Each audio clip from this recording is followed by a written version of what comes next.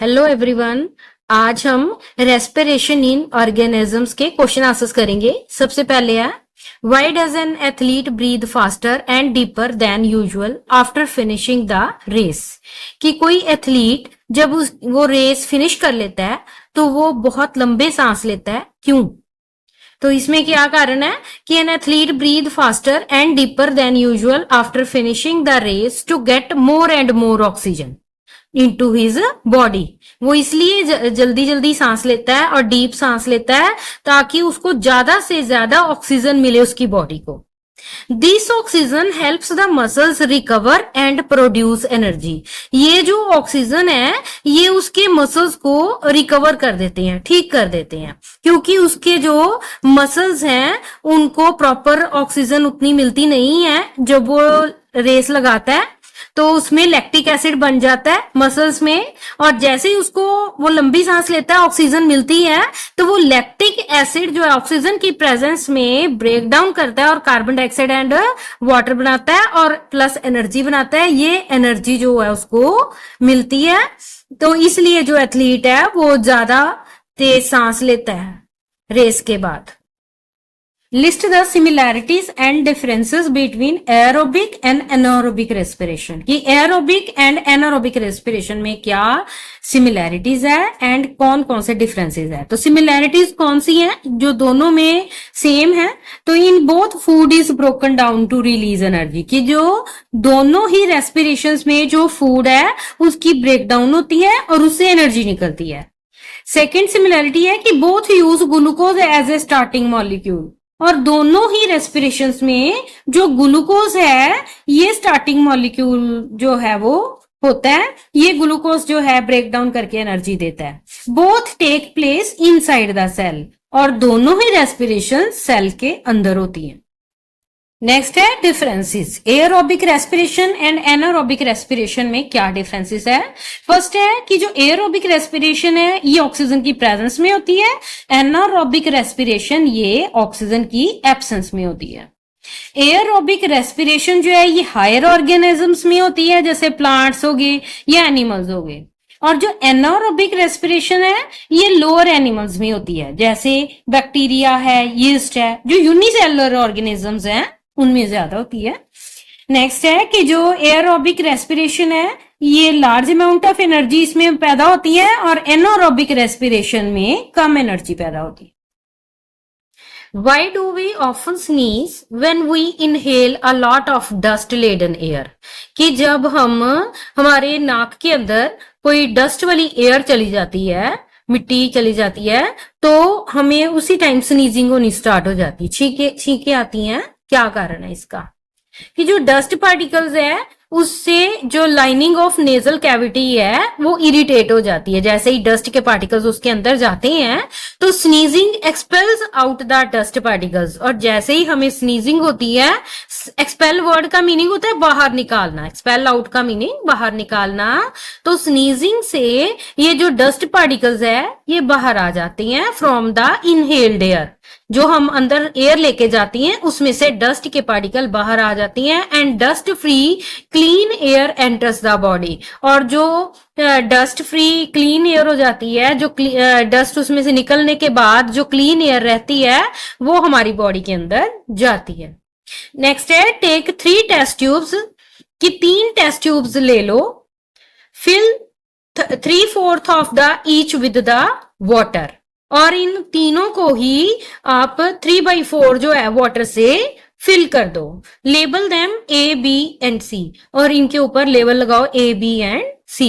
Keep a snail in the test tube A। तो जो test tube A है उसके अंदर एक स्नेल रखो। A water plant in test tube B।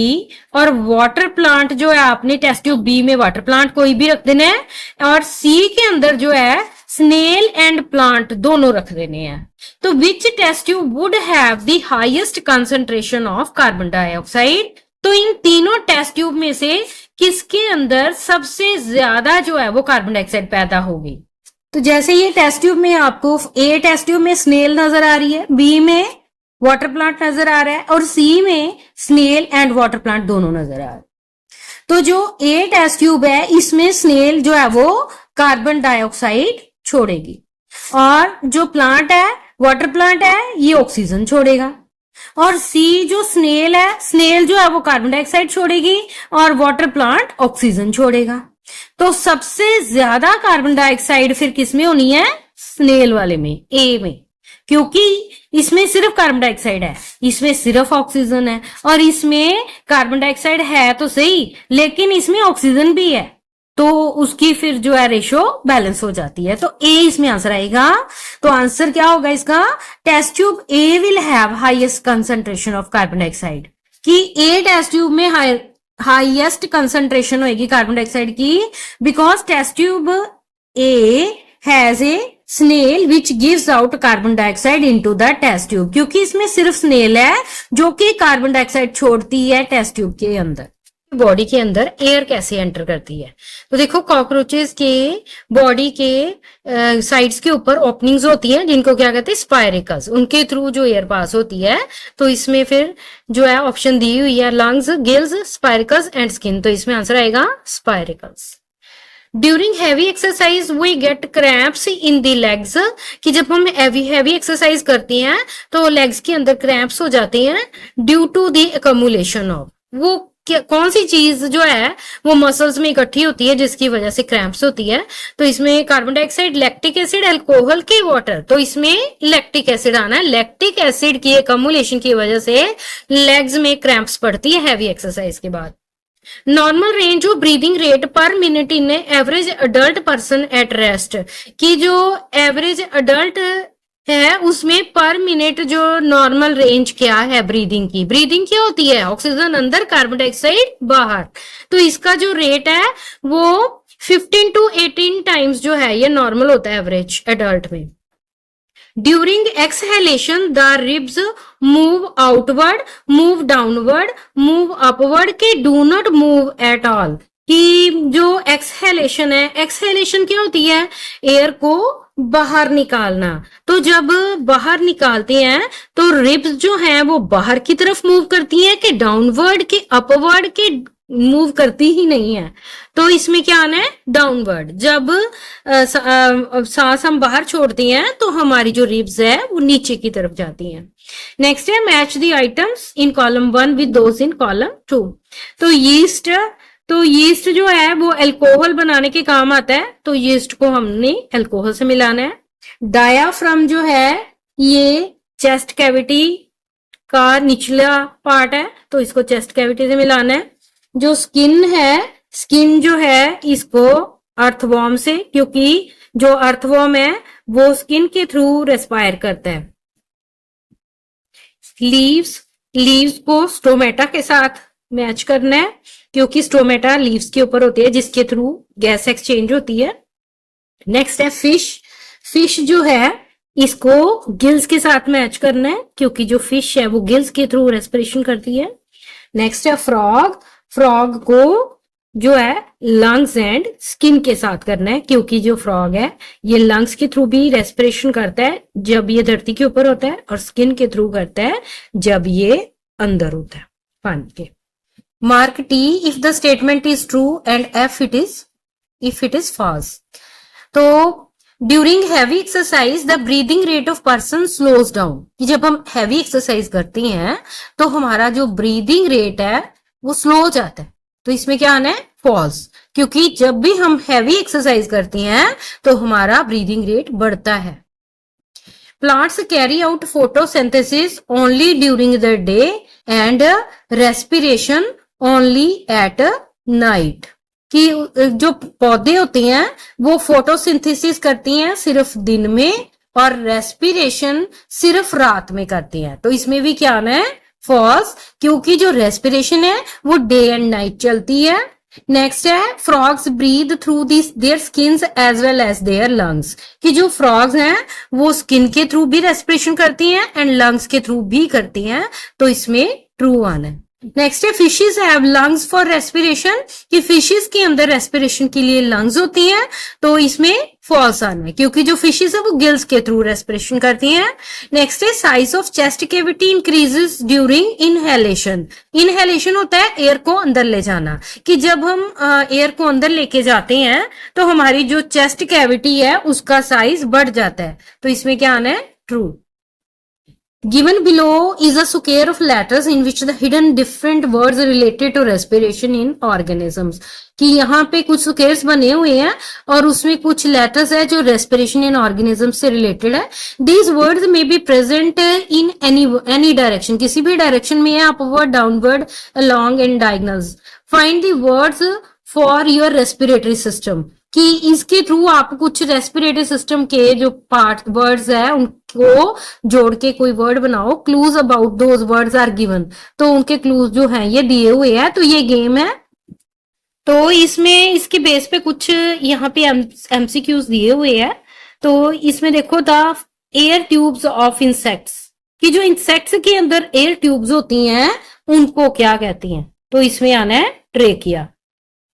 तो ये वर्ड्स वहां पे भी बनने हैं बॉक्स में, ठीक है। Skeletal structure surrounding the chest cavity, कि जो स्केलेटल स्ट्रक्चर है जो चेस्ट कैविटी के आसपास है, जिसने चेस्ट कैविटी को घेरा हुआ है, उसको क्या कहती हैं? रिब्स। रिब्स ने घेरा हुआ है। नेक्स्ट है muscular floor of the chest cavity, कि जो चेस्ट कैविटी की मसल से बनी हुई फ्लोर है उसको क्या कहते हैं? डायाफ्राम। तो यहाँ पे डायाफ्राम आना है। नेक्स्ट है tiny pores on the surface of leaf, leaf के ऊपर जो छोटे छोटे पोर्स हैं उनको क्या कहती है? स्ट्रोमेटा। नेक्स्ट है small openings on the sides of body of insect, insect की बॉडी की साइड पे जो छोटी छोटी ओपनिंग्स है उनको क्या कहते हैं? Spiracles. The respiratory organ of human beings, human being का रेस्पिरेटरी ऑर्गन कौन सा है? लंग्स। ह्यूमन बींग लंग्स के थ्रू रेस्पिरेशन करते हैं।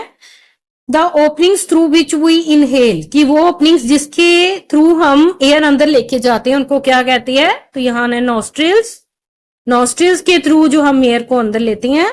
एन एनारोबिक ऑर्गेनिज्म, कि कोई एनारोबिक ऑर्गेनिज्म का नाम लिखो। तो यहाँ पे यीस्ट, यहाँ पे बॉक्स के अकॉर्डिंग जो है यीस्ट बनना है, यहाँ पे आप बैक्टीरिया भी लिख सकते हैं। An organism with tracheal system, कि कोई ऑर्गेनिज्म बताओ जिसमें ट्रेकिया हो, तो इसमें 8, कोई भी इंसेक्ट का नाम आप लिख सकते हो। यहाँ पे बॉक्स के अकॉर्डिंग 8 बन रहा है। The mountaineers carry oxygen with them because, कि जो माउंटेन्स पे चढ़ने वाले वो अपने साथ ऑक्सीजन लेके जाते क्यों?